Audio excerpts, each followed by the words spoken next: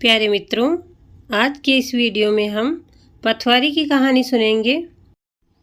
लौकिक मान्यता के अनुसार किसी पाल पर पथवारी जी जाकर बैठ गई। वहाँ से दो व्यापारी गुजर रहे थे जिनके पास अपनी अपनी गाड़ियाँ थी। एक व्यापारी नमक बेच रहा था तो दूसरा चीनी बेच रहा था। पथवारी जी ने उन्हें देखा और उनसे पूछा कि तुम क्या बेच रहे हो। उन्होंने मन में सोचा, अगर पथवारी जी को सही बताएंगे तो ये हमसे मांग न ले, इसलिए दोनों ने झूठ बोला। जो चीनी बेच रहा था वह बोला मैं तो नमक बेच रहा हूँ, और जो नमक बेच रहा था वह बोला मैं चीनी बेच रहा हूँ। व्यापारी वहाँ से आगे बढ़ गए। जब आगे जाकर उन्होंने देखा तो गाड़ी में नमक की जगह चीनी हो गई और चीनी की जगह नमक हो गया।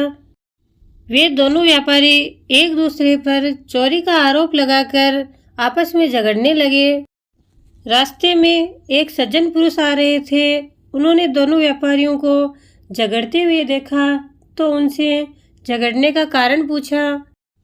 तो उनमें से एक ने कहा इसने मेरा नमक चुरा लिया है, तो दूसरे ने बोला कि इसने मेरी खांड चुरा ली है।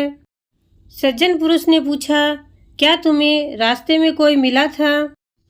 दोनों व्यापारी बोले हाँ, रास्ते में एक पाल पर पथवारी नाम की बुढ़िया माँ बैठी थी। उसने हमसे पूछा था कि तुम क्या बेच रहे हो, तो हमने उन्हें झूठ बोला कि मैं नमक बेच रहा हूँ, जबकि मैं खांड बेच रहा था, और यह नमक बेच रहा था जो बोला कि मैं खांड बेच रहा हूँ।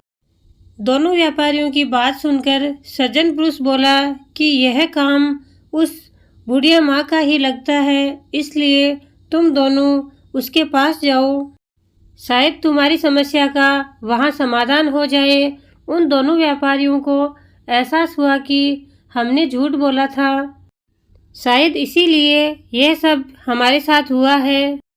दोनों व्यापारी पथवारी जी के पास गए और हाथ जोड़कर उनसे विनती की, हमें क्षमा कर दो, हमने आपसे झूठ बोला। हम आपको खांड और नमक उपहार में भी देंगे। हमारा सामान जैसा पहले था वैसा ही कर दो। पथवारी जी ने दोनों व्यापारियों को क्षमा कर दिया और उनका सामान पहले के जैसा ही कर दिया। इसके बाद व्यापारियों ने प्रसन्न होकर नमक के व्यापारी ने 2 बोरी नमक की पथवारी जी को भेंट की, वैसे ही 2 बोरी चीनी के व्यापारी ने पथवारी जी को चीनी भेंट की। इसके बाद दोनों व्यापारियों ने पूरे शहर में कहलवा दिया कि कोई भी पथवारी जी से झूठ ना बोले।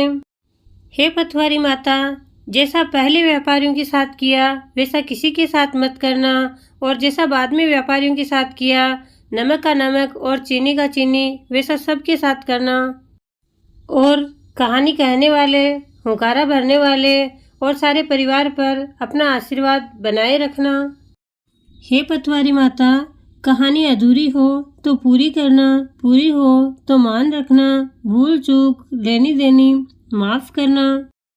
जय हो पथवारी माता की, जय हो विंध्याक जी महाराज की। तो प्यारे मित्रों, कैसे लगी आपको हमारी ये आज की कहानी? कमेंट बॉक्स में ज़रूर बताएं। और इस प्रकार धार्मिक कहानियों के वीडियो देखने के लिए हमारे चैनल के साथ जुड़े रहें। धन्यवाद।